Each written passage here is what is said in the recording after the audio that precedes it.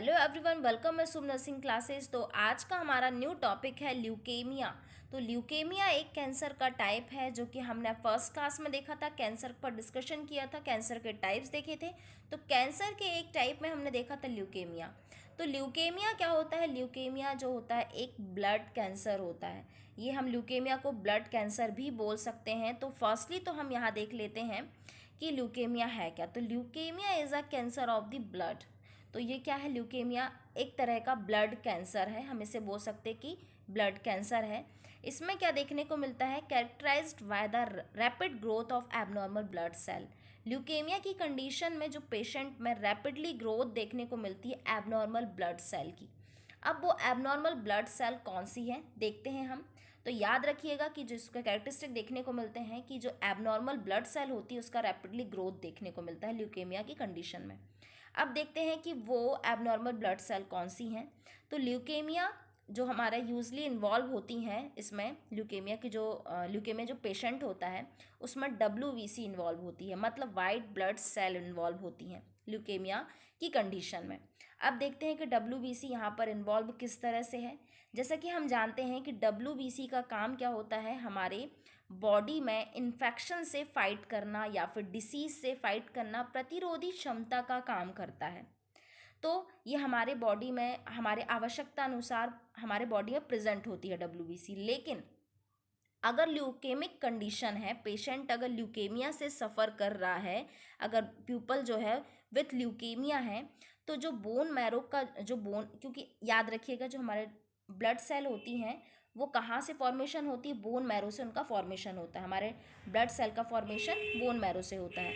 तो होता क्या है कि यहाँ पर देखने को मिलता है कि बोन मैरो जो होती है WBC का प्रोडक्शन बढ़ा देती है। तो ल्यूकेमिक पेशेंट में हमें देखने को मिलता है एक्सेसिव अमाउंट में हमें WBC देखने को मिलती है। तो बोन मैरो से WBC का प्रोडक्शन ज़्यादा होने लगता है। जब ज़्यादा होने लगता है तो जो हमारे WBC होते हैं, वाइट ब्लड सेल होते हैं, वो प्रॉपर फंक्शन नहीं कर पाते हैं। तो डोंट फंक्शन प्रॉपरली, क्योंकि वो पूरी तरह से मैच्योर ही नहीं हो पाते हैं। और जब वो मैच्योर भी नहीं होंगे तो वो अपना वर्क कैसे कर पाएंगे।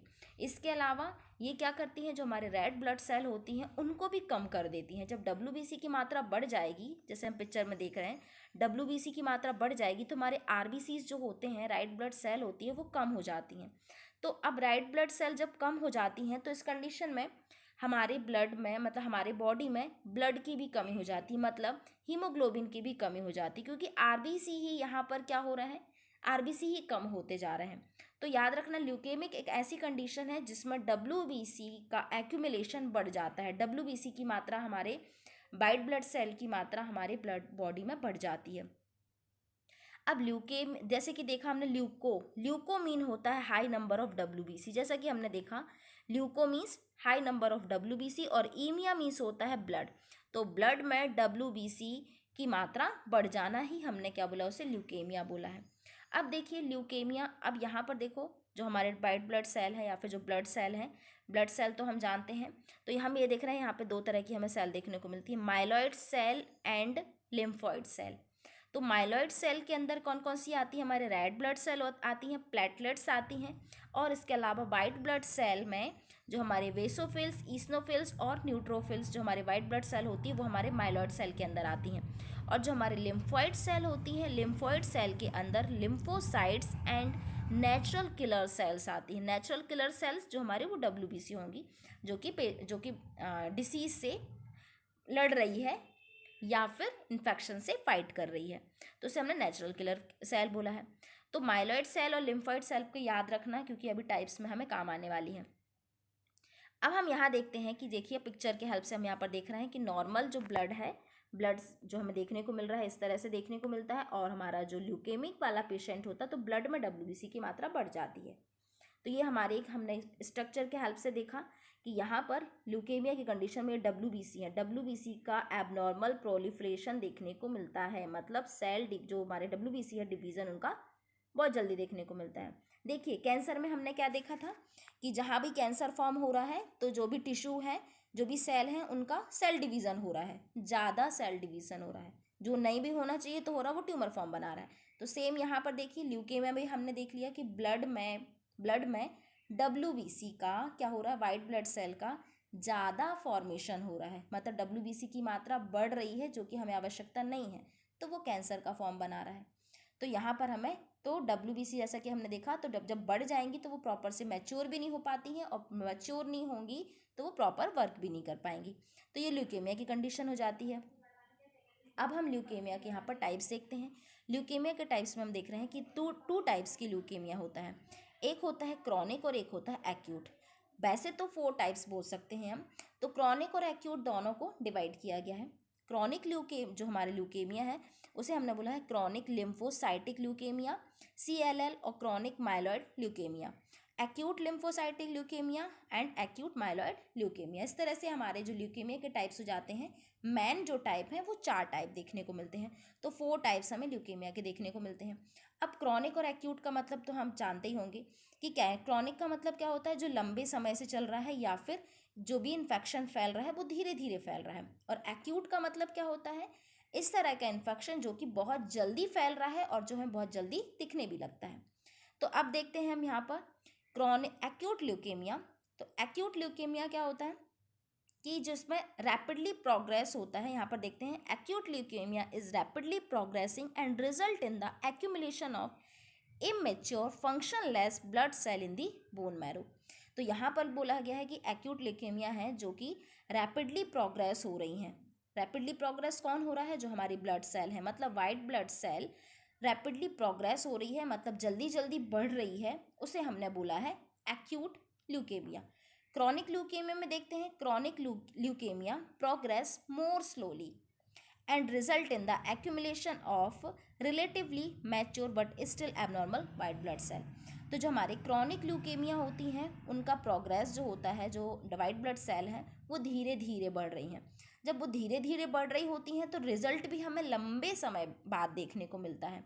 जो उसका एक्चुअल जो सिम्टम देखने को मिलता है लंबे समय बाद देखने को मिलता है। तो इस तरह की जो ल्यूकेमिया हो जाता है वो कौन से जाते हैं, क्रॉनिक ल्यूकेमिया हो जाता है। दोनों में सिर्फ अंतर इतना ही है कि एक्यूट जो ल्यूकेमिया है वो जल्दी से प्रोग्रेस हो रहा है और क्रॉनिक ल्यूकेमिया है जो कि धीरे धीरे प्रोग्रेस हो रहा है। मतलब जो वाइट ब्लड सेल है वो धीरे धीरे प्रोग्रेस हो रही है। एबनॉर्मल दोनों ही हैं, दोनों ही कैंसर है, लेकिन फ़र्क इतना है कि ये जल्दी से, तो फ़र्क सिर्फ इतना है कि ये जल्दी से फैल रहे हैं और यहाँ पर क्रॉनिक ल्यूकेमिया में देखने को मिलता है कि ये धीरे धीरे फैल रहे हैं। तो पिक्चर में भी आप देख पा रहे हैं, यहाँ पर सारे आपको दिए गए हैं, erythrocyte, neutrophils, lymphocytes, monocyte and platelets. तो जो ल्यूकेमिया वाला पेशेंट है यहाँ पर देख रहे हैं कि जो लिम्फोसाइट्स हैं, मोनोसाइट्स हैं, वो बढ़े हुए हैं। नेक्स्ट हम यहाँ पर देखते हैं, अब एनीमिया के टाइप्स में हम देखते हैं एक्यूट लिम्फोसाइटिक ल्यूकेमिया, ALL। तो एक्यूट लिम्फोसाइटिक एनीमिया ल्यूकेमिया, जैसे कि हमने यहाँ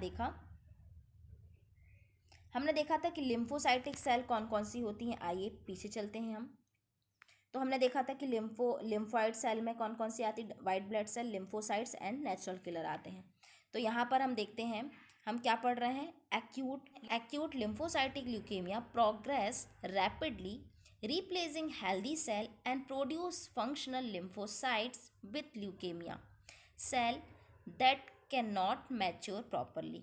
तो यहाँ पर हम देखते हैं एक्यूट ल्यूकेमिया क्या है कि ये ल्यूकेमिया जो होता है वो रैपिडली फैलने वाला ल्यूकेमिया होता है और इसमें जो क्या हो जाती है, जो हमारे हेल्दी सेल होती हैं वो रिप्लेस हो जाती हैं, लेकिन जो हमारे लिम्फोसाइट्स जो होते हैं विथ ल्यूकेमिया के यहाँ पर बढ़ जाते हैं। यहाँ पर देख रहे हैं ना लिम्फोसाइट्स। तो लिम्फोसाइटिक ल्यूकेमिया में हमें क्या देखने को मिल रहा है, लिम्फोसाइट्स WBC का क्या हो रहे हैं, लिम्फोसाइट्स जो WBC की फैमिली मेंबर है, लिम्फोसाइट्स का प्रोग्रेस यहाँ पर देखने को मिलता है या फिर लिम्फोसाइट्स यहाँ पर बढ़ जाती हैं। यहाँ पर आप देख रहे हैं लिम्फोसाइटिक ल्यूकेमिया में WBC हमें बढ़ी हुई देखने को मिल रही हैं जो कि मैच्योर प्रॉपर नहीं हो पाती हैं। इसे हमने बोला एक्यूट लिम्फोसाइटिक ल्यूकेमिया। तो यहाँ पर याद रखिएगा कि लिम्फोसाइटिक ल्यूकेमिया में लिम्फोसाइट्स जो WBC का पार्ट है, हम वाइट ब्लड सेल ही बोल सकते हैं, लेकिन अगर यहाँ पर टाइप्स डिवाइड किए गए हैं तो हमने देखा कि जो लिम्फोसाइट्स होता है WBC का फैमिली मेंबर, तो लिम्फोसाइट का जो एक्यूमुलेशन है वो बढ़ जाता है, मतलब लिम्फोसाइट्स जो होते हैं उसकी मात्रा बढ़ जाती है। तो इसे हमने बोला एक्यूट लिम्फोसाइटिक ल्यूकेमिया। नेक्स्ट हम देखते हैं एक्यूट माइलॉइड ल्यूकेमिया। अब माइलॉइड सेल भी हमने पीछे देखे थे कि माइलॉइड सेल में क्या क्या आ जाती है, हमारी प्लेटलेट्स भी आ जाती हैं, वेसोफिल्स आ जाते हैं, और भी हमने कुछ यहाँ पर देखे थे। तो अब देखिए यहाँ पर, तो माइलॉइड ल्यूकेमिया में भी क्या होता है, ये भी एक्यूट है, तो ये भी क्या हो रहा है, रैपिडली प्रोग्रेस कर रहा है। एक्यूट माइलॉइड ल्यूकेमिया को हम लोग एक्यूट माइलोजीनस ल्यूकेमिया भी बोलते हैं, एक्यूट माइलोब्लास्टिक ल्यूकेमिया भी बोलते हैं, या फिर एक्यूट ग्रैन्युलोसाइटिक ल्यूकेमिया भी बोलते हैं, या फिर एक्यूट नॉन लिम्फोसाइटिक ल्यूकेमिया भी बोलते हैं। तो ये हमारे इनके नाम हैं, माइलॉइड ल्यूकेमिया को हम इस नाम से भी जानते हैं। तो यहाँ पर क्या होता है, is a fast grow from of cancer of the blood and bone marrow. तो यहाँ पर क्या होता है, इसका भी हमें फास्ट देखने को मिलता है, ग्रो फास्ट होता है, जो भी एबनॉर्मल ब्लड सेल्स हैं उनका ग्रोथ जो हमें देखने को मिलता है फास्ट देखने को मिलता है। और ये भी क्या होती हैं, इमेच्योर होती हैं। इमेच्योर होती तो प्रॉपर वर्क नहीं करती। इसमें कौन कौन इन्वॉल्व रहती हैं, ब्लड एंड बोन मैरो की जो सेल्स होती हैं, इसमें ब्लड एंड बोन मैरो दोनों ही इन्वॉल्व होते हैं। नेक्स्ट हम यहाँ पर देखते हैं क्रॉनिक लिम्फोसाइटिक ल्यूकेमिया। तो सेम है, सिर्फ अंतर इतना है कि ये क्या होगी, स्लो ग्रो हो रही है ये। फिर इसके अलावा हम देखते हैं इसमें भी bone marrow and extent into the blood दोनों ही इन्वॉल्व हैं। It may also spread to lymph nodes and organs such as liver and spleen. ये स्प्रेड हो सकते हैं लिम्फ नोड्स में, और जो हमारे ऑर्गन्स होते हैं जैसे कि लिवर और स्प्लीन में। तो ये धीरे धीरे बिनाइन कैंसर से शुरू हो सकते हैं। मान लो स्टार्टिंग में बिनाइन कैंसर फॉर्म है, देन उसके बाद वो मैलिग्नेंट में कन्वर्ट हो सकता है। तो क्रॉनिक लिम्फोसाइटिक ल्यूकेमिया CLL हम इसे बोलेंगे। क्रॉनिक लिम्फोसाइटिक एनीमिया मोस्टली जो बुजुर्ग होते हैं, मतलब 55 से एवब या फिर 60 एज के पेशेंट, 60 एज के पीपल्स में देखने को मिलता है। लेकिन जो एक्यूट जो माइलॉइड या फिर एक्यूट लिम्फोसाइटिक ल्यूकेमिया होता है, ये एडल्ट में भी देखने को मिल सकता है और चिल्ड्रंस में सबसे ज़्यादा देखने को मिलता है एक्यूट। हाँ, क्रॉनिक लिम्फोसाइटिक ल्यूकेमिया है या फिर क्रॉनिक माइलॉइड ल्यूकेमिया है, ये बच्चों में देखने को नहीं मिलेगा, क्योंकि क्रॉनिक तो लंबे समय से चलता आ रहा है ना। तो अब नेक्स्ट हम यहाँ पर देखते हैं क्रॉनिक माइलॉइड ल्यूकेमिया। तो इसमें भी हम देखते हैं, इसको क्रॉनिक माइलोजीनस ल्यूकेमिया के नाम से भी जानते हैं। Begin is blood forming cell of the bone marrow. इसकी जो बिगनिंग होती है, स्टार्टिंग, जो हमने देखा कि बोन मैरो से ही स्टार्ट होता है, बोन फॉर्मेशन के टाइम पर स्टार्ट हो जाता है बोन मैरो से। तो ये हमारा then over time spread to the blood, eventually the disease spread to other area of the body. अब लंबे समय से जब वो चलता आ रहा है तो वो हमारे पूरे बॉडी में भी फैल जाता है, तो ये क्रॉनिक माइलॉइड ल्यूकेमिया हो जाता है। तो इस तरह से चारों में कोई ज़्यादा अंतर नहीं है, जस्ट माइनर सा अंतर है। तो यहाँ पर हम देखते हैं नेक्स्ट, ये आपको पिक्चर में सारी पिक्चर्स देख रही हैं हेल्दी, जो हमारे हेल्दी यहाँ पर माइक्रोस्कोपिक स्ट्रक्चर है उस तरह से है। क्रॉनिक लिम्फोसाइटिक ल्यूकेमिया का स्ट्रक्चर हमें कुछ इस तरह से देखने को मिला, एंड एक्यूट लिम्फोसाइटिक ल्यूकेमिया का तो ये हमने पिक्चर के हेल्प से देखा। नेक्स्ट हम यहाँ पर कॉजेस की बात करते हैं कि जो ल्यूकेमिया है वो किस किस कारण से होता है। तो फर्स्ट तो हम ये देख लेते हैं कि क्रोमोसोमल प्रॉब्लम्स के कारण भी हो सकता है, कोई क्रोमोसोमल एबनॉर्मलिटीज़ हो सकती है तो उस कारण से भी देखने को मिल सकता है, या फिर कोई जेनेटिक डिसऑर्डर हो सकता है, किसी को अगर पहले से कोई कैंसर है या फिर पहले से कोई सिंड्रोम है तो भी ये हमें ल्यूकेमिया की कंडीशन देखने को मिल सकती है। स्मोकिंग भी एक कारण होता है हमारे ल्यूकेमिया का। एक्सपोजर ऑफ इंडस्ट्रियल केमिकल, अगर हम कोई ऐसी इंडस्ट्री में काम करते हैं जहाँ पर केमिकल का एक्सपोजर हम ज़्यादा कर रहे हैं, या फिर हमें ज़्यादा केमिकल के कांटेक्ट में हम हैं, तो ये भी एक कारण हो सकता है। फैमिली हिस्ट्री ऑफ ल्यूकेमिया, किसी फैमिली मेम्बर को ल्यूकेमिया है तो ये भी एक कारण हो जाता है ल्यूकेमिया का। या फिर प्रीवियस कैंसर ट्रीटमेंट, ये बहुत ही इंपॉर्टेंट है, क्योंकि हम देख पा रहे हैं कि 80% जो ल्यूकेमिया वाले पेशेंट है ना, वो कैंसर के कारण ही हो रहा है। प्रीवियस जो कैंसर है, प्रीवियस कैंसर मतलब अगर आपको पहले से कोई कैंसर है और अगर आपको कैंसर के टाइम पर आपको कीमोथेरेपी दी गई है या फिर रेडिएशन थेरेपी दी गई है, तो रेडिएशन थेरेपी या फिर कीमोथेरेपी के कारण होता क्या है कि जो वोन मैरो होती हैं वो रप्चर हो जाती है। जो हमारे ब्लड सेल, जो वोन मैरो से हमारा क्या होता है, ब्लड सेल का फॉर्मेशन होता है। तो जो वोन मैरो होती है, जो क्योंकि जो रेडियोथेरेपी होता है वो पूरी तरह से पूरा क्रॉस करके जाता है जो रेडियोथेरेपी में पूरे वोन्स को भी क्रॉस करता है। तो इस कारण से सेल को वो रप्चर तो करता ही करता है, लेकिन साथ में जो आसपास के जो हमारे हेल्दी टिश्यू होते हैं, हेल्दी सेल्स होते हैं, उनको भी रप्चर कर देता है। तो इस कारण से होता है क्या है, जो हमारे बोन मैरो होती है वो भी डिस्टर्ब हो जाते हैं। जब बोन मैरो डिस्टर्ब हो जाता है तो जो हमारे ब्लड सेल है उसका फॉर्मेशन भी क्या हो जाता है, कम हो जाता है, फॉर्मेशन भी एबनॉर्मल हो जाता है। तो इस कारण से भी क्या होता है, अब जब एबनॉर्मल हो जाता है तो ये भी एक कंडीशन होती है कि ल्यूकेमिया फॉर्म हो सकता है, क्योंकि वोन मैरो ही डिस्टर्ब हो गया तो ब्लड का फॉर्मेशन जो है, ब्लड सेल जो हो सकती हैं इमेच्योर भी हो सकती हैं, कि ब्लड सेल का जो फॉर्मेशन हो रहा है वो इमेच्योर हो रहा है। एक ये भी कारण हो सकता है। तो प्रीवियस कैंसर ट्रीटमेंट के कारण भी ल्यूकेमिया होता है। नेक्स्ट हम देखते हैं सिम्टम्स क्या क्या देखने को मिलते हैं। तो जो हमारे लिम्फ नोड्स होते हैं वो स्वेल हो सकते हैं, मतलब जो लिम्फ नोड होते हैं वो सूज जाते हैं, नेक और या फिर आर्म पिट्स के हम बोल सकते हैं। यहाँ पर एक्सपीरियंस पेन इन बोन में बहुत ज़्यादा पेन होता है, क्योंकि ये बोन मैरो से ही रिलेट कर रहा है। नाइट स्वेटिंग भी हो सकती है, एक्सेसिव स्वेटिंग भी हो सकती है। नाइट में मोस्टली हम देखते हैं कि एक्सेसिव स्वेटिंग देखने को मिल सकती है, वीकनेस देखने को मिल सकता है, या फिर फटीग भी देखने को मिल सकता है। रैपिडली वेट लॉस भी होगा, क्योंकि यहाँ पर ब्लड सेल्स ही डैमेज हो रही हैं। एंड रेड स्पॉट हमें देखने को मिलेगा, स्किन में रेड स्पॉट देखने को मिलेंगे। ब्लीडिंग और ब्रशिंग ईजली, ब्लीडिंग भी होगा, मतलब ईजली ब्लीडिंग होने लगेगी, क्योंकि हमारे ब्लड सेल एबनॉर्मल हैं तो ब्लीडिंग जल्दी से होने लगेगी, प्लेटलेट्स भी काम नहीं करेंगे प्रॉपर। इसके अलावा फीवर और चिल्स भी होगा, एंड फ्रिक्वेंट इन्फेक्शन भी देखने को मिलेगा, मतलब कोई भी इन्फेक्शन, क्योंकि हमारे फ्रिक्वेंट इन्फेक्शन में जैसे कि अब हमारे जो WBC प्रॉपर वर्क नहीं कर रही है और हमारे जो प्रतिरोधक क्षमता है वो नहीं काम कर रही है, तो अदर इन्फेक्शन भी हमारे बॉडी में एंटर हो सकते हैं, क्योंकि वो हमारे फाइट करने की क्षमता तो बची ही नहीं हमारे बॉडी को। तो फ्रिक्वेंट इन्फेक्शन भी हमें देखने को मिल सकता है, कोई भी इन्फेक्शन हमारे बॉडी में एंटर कर सकता है। अब बात कर लेते हैं कि कॉम्प्लिकेशन क्या क्या होते हैं। कॉम्प्लिकेशन में वेट लॉस, एनीमिया भी हो सकता है। एनीमिया क्यों होगा, कॉम्प्लिकेशन हम देख रहे हैं क्योंकि ल्यूकेमिया में देख रहे हैं कि WBC बढ़ रहा है और RBC कम हो रहा है, तो एनीमिया भी देखने को मिलेगा। ट्यूमर लाइसिस सिंड्रोम देखने को मिल सकता है। Chances of developing auto immune disorder भी देखने को मिलेगा, क्योंकि यहाँ पर मामला है वाइट ब्लड सेल का। वाइट ब्लड सेल का काम क्या होता है, हमारे बॉडी को इम्यूनिटी प्रोवाइड करना। तो यहाँ पर ऑटो इम्यून डिसऑर्डर भी देखने को मिल सकता है WBC के कारण। डेवलपमेंट ऑफ सेकेंडरी कैंसर भी होने के चांसेस हैं। इनफर्टिलिटी कॉम्प्लिकेशन हम देख रहे हैं कि इनफर्टिलिटी भी हो सकता है। स्लो ग्रोथ हो सकती है, ग्रोथ भी रुक सकती है। Damage of central nervous system, जो हमारे सेंट्रल नर्वस सिस्टम होती हैं वो भी डैमेज हो सकती है।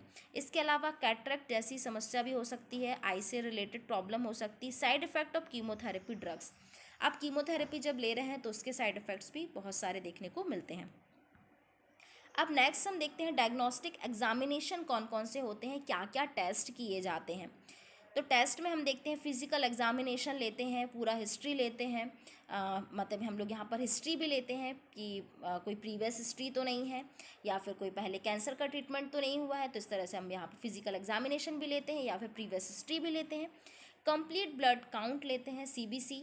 आप डायग्नोस्टिक जो हमारे डायग्नोसिस जो है कैंसर का डायग्नोसिस है, आपको यहाँ पर नीचे लिंक में दे दिया जाएगा, इसकी पूरी डिटेल है कि कौन सा डायग्नोसिस से क्या वर्क होता है।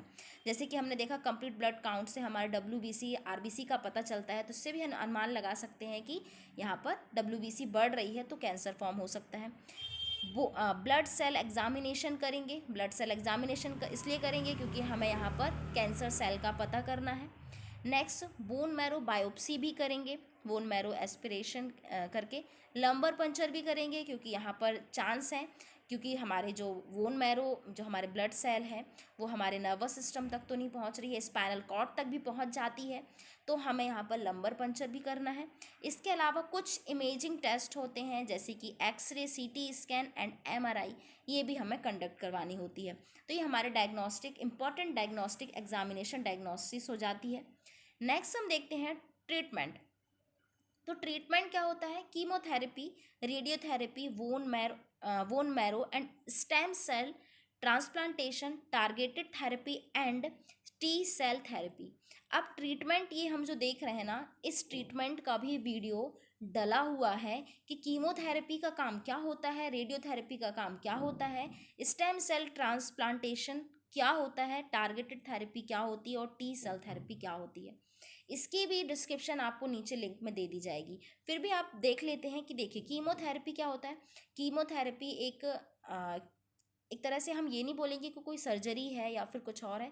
कीमोथेरेपी एक थेरेपी, इस तरह की थेरेपी है जिसमें कई तरह की एंटीबायोटिक्स को हमारे बॉडी में दिया जाता है। इंजेक्शन के थ्रू भी दिया जा सकता है, ओरली भी दिया जा सकता है, तो आर्टरी के हेल्प से भी दिया जा सकता है, डिपेंड करता है पेशेंट की कंडीशन पर।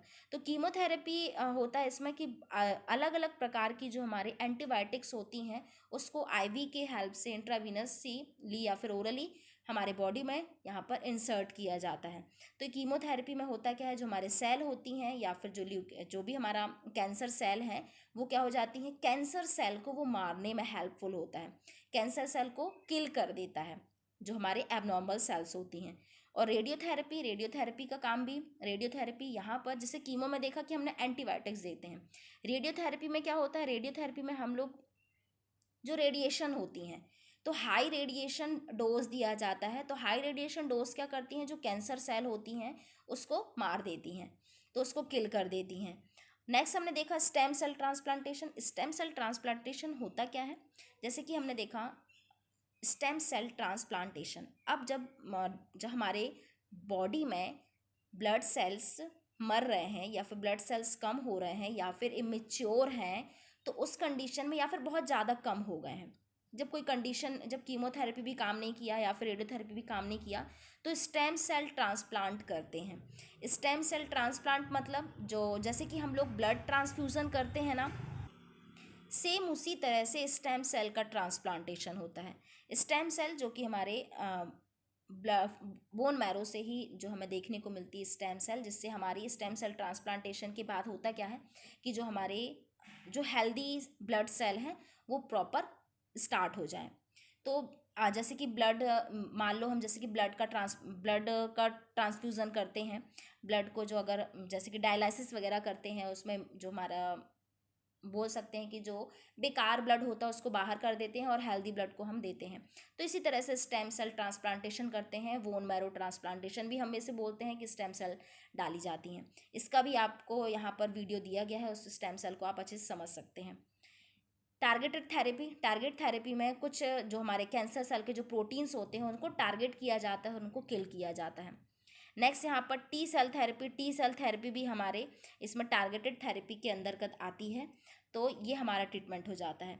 आप अगर ट्रीटमेंट में कीमोथेरेपी, रेडियोथेरेपी या फिर इसके अलावा भी जो कैंसर के ट्रीटमेंट है, अगर आप उसका वीडियो देखना चाहते हैं तो आपको नीचे डिस्क्रिप्शन में दे दिया जाएगा, आप उसको डीपली यहाँ पर पढ़ सकते हैं।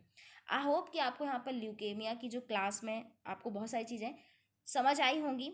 So thank you so much for watching my videos.